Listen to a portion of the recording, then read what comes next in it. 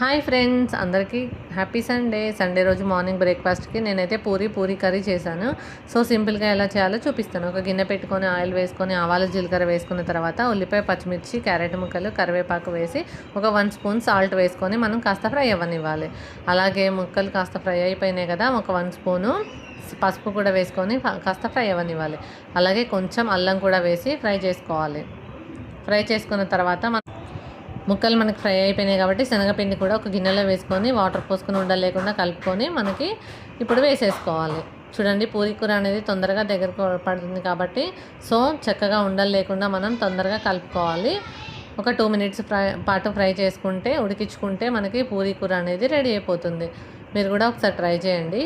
So next అయితే తర్వాత మనం పూరీ చేసుకుందాం. పూరీ కూడా ఆయిల్ పెట్టుకున్నాను కదా, చూడండి ఎలా పొంగుతుందో. చాలా సాఫ్ట్గా చాలా బాగుంది పూరీ. కొంచెం క్రిస్పీగా కాల్చుకున్నాను పూరి నేనైతే. సో ఫ్రెండ్స్, ఈ వీడియో నచ్చితే లైక్ చేయండి, షేర్ చేయండి, కామెంట్ చేయండి, సబ్స్క్రైబ్ చేయడం మర్చిపోకండి. Bye friends.